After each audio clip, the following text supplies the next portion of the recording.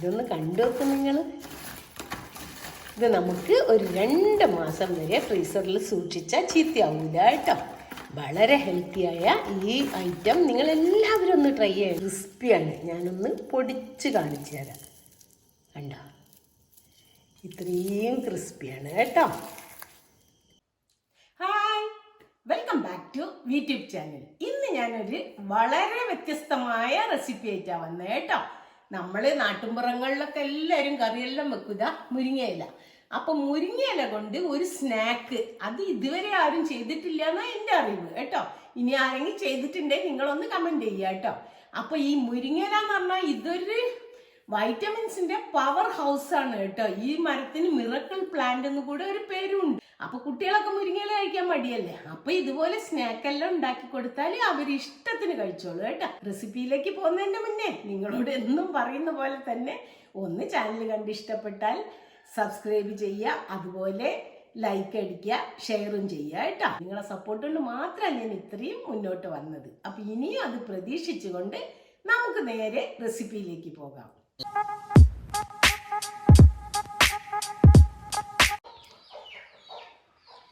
മുരിങ്ങയില കഴുകി വെള്ളമെല്ലാം പോക്കി ഉണക്കിയതാ കണ്ടോ.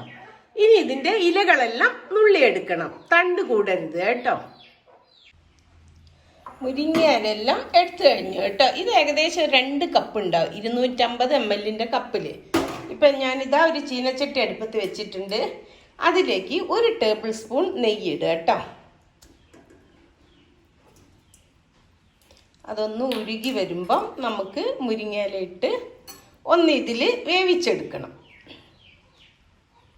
ഇപ്പോൾ നെയ്യ് ഉരുകിയിട്ടുണ്ട്, അതിലേക്ക് നമ്മൾ ഇല ഇട്ട് കൊടുക്കുക. മുരിങ്ങയില ഇതിൽ വഴറ്റിയെടുക്കണം കേട്ടോ. 1 സ്പൂണ് വെച്ച് ഇളക്കുക. ചട്ടകൊന്നും വേണ്ടതാ, ഇതുപോലെ ഒരു ചെറിയ സ്പൂണ് മതി. എന്നിട്ട് ഇതൊന്ന് വഴറ്റിയെടുക്കുക. അപ്പോൾ ഇവിടെ ഇത് റെഡി ആയിട്ട് ഇനി സ്റ്റൗ ഓഫ് ചെയ്യാം. ഇനി ഇത് തണുക്കട്ടെ, അടുപ്പത്ത് നിന്ന് മാറ്റി വെക്കാം. നമുക്ക് അടുത്തടുപ്പത്ത് വെച്ചു. 1.5 കപ്പ് ഗോതമ്പ് പൊടി, വീറ്റ് ഫ്ലോർ. അതിലേക്ക് 1/2 കപ്പ് റവ,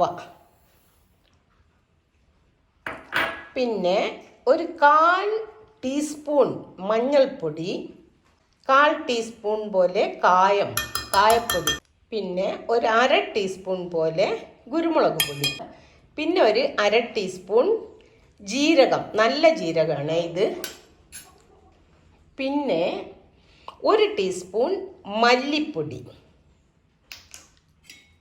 1/2 ടീസ്പൂൺ മുളക് പൊടി, റെഡ് ചില്ലി പൗഡറാണ്. അപ്പം എരിവ് നിങ്ങൾക്ക് കൂട്ടണമെങ്കിൽ കൂട്ടാം, കുറയ്ക്കണമെങ്കിൽ കുറയ്ക്കുക കേട്ടോ. അത് അനുസരിച്ച് ഇട്ടോളുക, നിങ്ങളുടെ ആവശ്യത്തിനനുസരിച്ച്.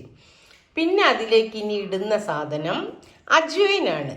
അജ്വൈൻ നമ്മൾ കൈകൊണ്ട് നല്ലോണം ഞെരടി വെച്ചതാണ് ഞാൻ കേട്ടോ. അങ്ങനെ ഇടാവൂ, ഇത് നല്ല പോലെ ഞെരടിയിട്ടിടണം അജ്വൈൻ.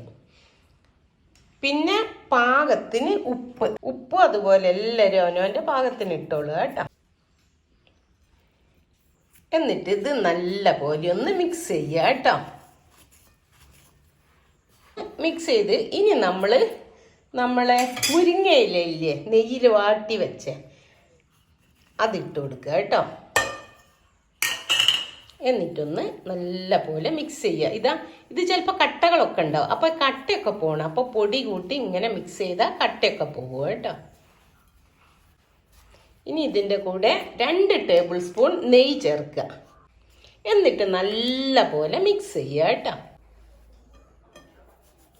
ഇങ്ങനെ നല്ല പോലെ ഒരതി കണ്ടോ. ഇപ്പോൾ കട്ടയെല്ലാം ഉടഞ്ഞു കിട്ടും കേട്ടോ. പിന്നെ നമ്മൾ അങ്ങനെ ചെയ്ത് അവസാനം ഇങ്ങനെ ഒരു പിടി പിടിച്ചാൽ ഇങ്ങനെ നിൽക്കണം. ഇതാണ് കറക്റ്റ് കൺസിസ്റ്റൻസി കേട്ടോ. പിന്നെ നമ്മൾ ഇതിലേക്ക് ആവശ്യത്തിന് വെള്ളം ഒഴിക്കുക. വെള്ളം ഒഴിക്കുകയല്ല, കുറേശ്ശെ കുടഞ്ഞ് കുഴച്ചെടുക്കണം. ഇതാ ഇങ്ങനെ. ഇപ്പം ചപ്പാത്തി മാവിനേക്കാളും കുറച്ചുകൂടെ കട്ടിയിലാണ് നമ്മൾ കുഴച്ചെടുക്കേണ്ടത്. അപ്പോൾ കുറച്ച് വെള്ളം ഒഴിച്ച് ഇങ്ങനെ കുഴച്ചെടുക്കുക. ഇതിപ്പോൾ നല്ല പോലെ കുഴച്ചെടുത്തിട്ടുണ്ട് കേട്ടോ. മൂടി വെക്കാം ഒരു പാത്രം കൊണ്ട്. 10 മിനിറ്റ് കഴിഞ്ഞിട്ട് നമുക്ക് നോക്കാം. 2 ടേബിൾ സ്പൂൺ കോൺഫ്ലവറും 2 ടേബിൾ സ്പൂൺ നെയ്യും എടുത്തിട്ടുണ്ട്. അപ്പോൾ ഇതൊന്ന് മിക്സ് ചെയ്ത് നമുക്കൊരു പേസ്റ്റ് ഉണ്ടാക്കണം ഇതുകൊണ്ട്. അപ്പോൾ ഇതിങ്ങനെ മിക്സ് ചെയ്ത് കൊടുക്കുക കേട്ടോ. വെള്ളം ഒന്നും ആഡ് ചെയ്യാൻ പാടില്ല ഇതിൽ. ഇതിപ്പോൾ ലൂസായി വന്നില്ലേ, കുറച്ചുകൂടെ നെയ്യ് തന്നെ ആഡ് ചെയ്യുക, അല്ലാതെ വെള്ളം ഉപയോഗിക്കാൻ പാടില്ല. ഇതിങ്ങനെ കുറേ ഇങ്ങനെ ആക്കിയാൽ വന്നോളും, ലൂസായി വരും കേട്ടോ. ഇതിപ്പോൾ റെഡി ആയിട്ട് കേട്ടോ. ഇത് നമുക്ക് മാറ്റി വെക്കാം. മാവ് 10 മിനിറ്റ് വെച്ചില്ലേ, ഇത് ഇന്ന് എടുക്കുക. എന്നിട്ട് ഒന്നുകൂടെ നമ്മളൊന്ന് കുഴച്ചെടുക്കണം. നമ്മൾ പലകേൻ്റെ മേലിട്ട് ഒന്ന് റോൾ ചെയ്തെടുക്കുക കേട്ടോ.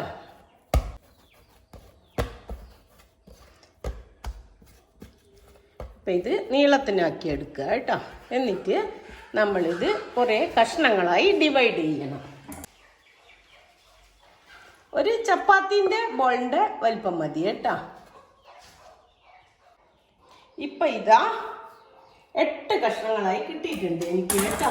ഇനി ഇതെല്ലാം എടുത്ത് പാത്രത്തിൽ ഒന്നെടുത്തു നല്ല പോലെ കയ്യിലിട്ടൊന്ന് റോൾ ചെയ്യാം.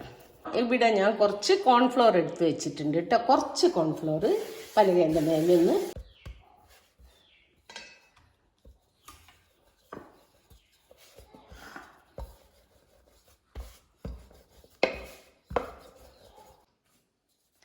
ഇപ്പം ഇങ്ങനെ പരത്തി എടുത്തിട്ടുണ്ട് കേട്ടോ. ഇത് കണ്ടോ, വളരെ തിന്നാണ് കേട്ടോ. എന്നിട്ട് നമ്മൾ ഇങ്ങനെ തന്നെ വെക്കുക. നമ്മൾ ഉണ്ടാക്കി വെച്ച ഇതില്ലേ നെയ്യും കോൺഫ്ലവറും കൂടിയുള്ള മിക്സ്, അതെടുത്ത് കുറച്ച് ഇതിൻ്റെ മേലെ പുരട്ടി കൊടുക്കണം. നല്ല പോലെ എല്ലായിടത്തും എത്തത്തക്കോണം പുരട്ടുക. എല്ലായിടത്തും പുരട്ടി കൊടുക്കണം ഇത്. ഓക്കെ. ദെൻ ഇതെന്ത് ചെയ്യണമെന്ന് വെച്ചാൽ ഇവിടുന്ന് ഇങ്ങോട്ട് ഫോൾഡ് ചെയ്യുക. ഫോൾഡ് ചെയ്തല്ലോ. എന്നിട്ട് അതിൻ്റെ മേലെ കൂടെ കുറച്ച് പുരട്ടി കൊടുക്കണേ. ഇതെന്തിനാണെന്നറിയോ? ഓരോ ലേയേഴ്സ് തമ്മിൽ ഒട്ടാതിരിക്കാനാണേ. പിന്നെ അതുപോലെ ഈ ഭാഗത്തുനിന്ന് കുറച്ച് ഇങ്ങോട്ടും വയ്ക്കാം. ഒന്ന് വിരലുകൊണ്ട് അമർത്തി കൊടുത്താൽ മതി.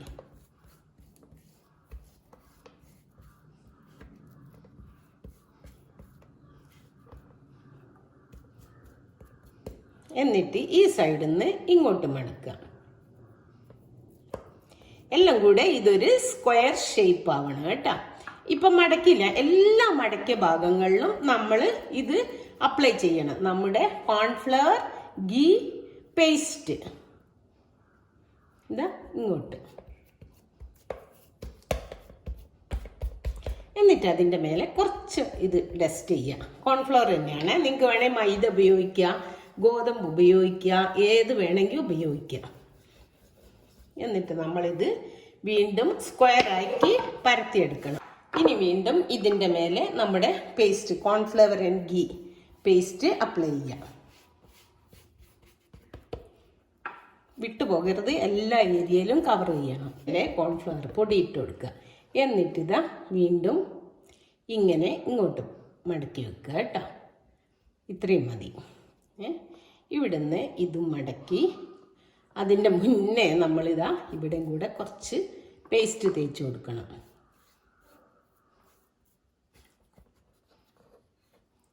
എന്നിട്ട് ഇതിങ്ങനെ എന്നിട്ട് വിരൽ കൊണ്ടൊന്ന് അമർത്തി കൊടുക്കുക കേട്ടോ.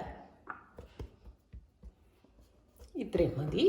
ഇനി നമുക്ക് കുറച്ച് പൊടിയിട്ടിട്ട് ഒന്നുകൂടെ ഇത് ഇനി പരത്തേണ്ടത് നീളത്തിനാണ്. ഇതിനെ കുറച്ചുകൂടി തിന്നാക്കിയിട്ട് ഒന്ന് നീളം കിട്ടിയാൽ മതി നമുക്ക്. കണ്ടോ, ഇതുപോലെ.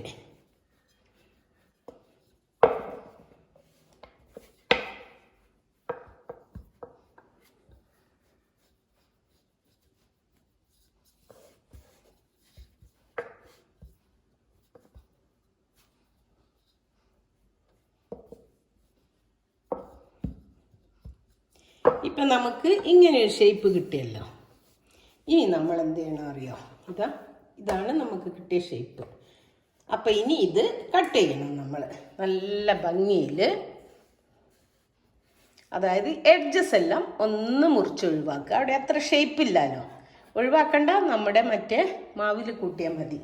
അതുപോലെ ഈ സൈഡും കുറച്ച് ഒഴിവാക്കി എന്നിട്ട് നമ്മളൊരു ചെറിയ ചെറിയ കഷ്ണങ്ങൾ ഇത്രയും വീതിയിൽ കണ്ടോ,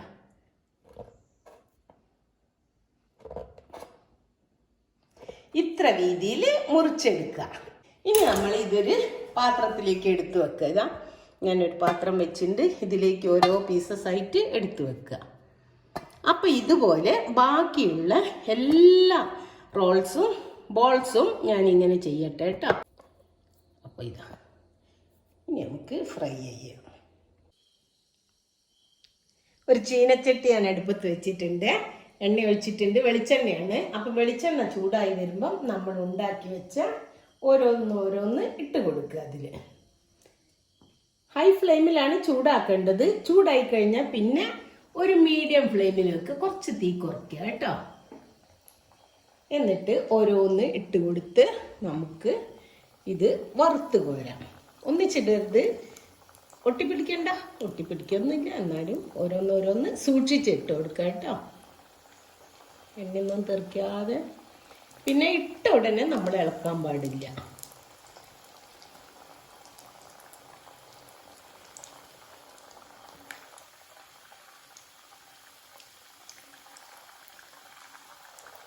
അങ്ങനെ 2-3 തവണയായിട്ട് ഇത് ഫ്രൈ ചെയ്തെടുക്കുക. ഇത്രയും മതി കേട്ടോ. അതൊന്ന് മൂത്ത് വരട്ടെ. ഇട്ട് കുറച്ച് കഴിഞ്ഞിട്ട് സ്പൂൺ കൊണ്ട് പതുക്കനെ ഒന്ന് ഇളക്കി കൊടുക്കുക കേട്ടോ. പിന്നെ ഇത് വെന്ത് കഴിഞ്ഞാൽ ഇത് ഫ്ലോട്ടാകും, എല്ലാം കണ്ട് മേലെ വരും കേട്ടോ. അപ്പം നമ്മളൊന്ന് തിരിച്ചിട്ട് കൊടുക്കണം. അടുത്ത സൈഡും ഇതുപോലെ വേവിച്ചെടുക്കണം. ഇങ്ങനെ ഒരു ഗോൾഡൻ ബ്രൗൺ ആയിക്കോട്ടെ. ഇങ്ങനെ ഓരോന്നും തിരിച്ചിട്ട് കൊടുക്കുക.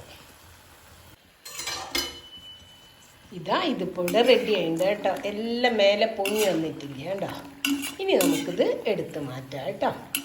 അപ്പം ഇതുപോലെ ബാക്കിയെല്ലാം ഞാൻ ഒന്ന് വേവിച്ചിട്ട് വറുത്ത് കോരിയിട്ട് നിങ്ങൾക്ക് കാണിച്ചു തരാം. കണ്ടോ, ഇത് എണ്ണയൊന്നും കുടിക്കില്ല കേട്ടോ.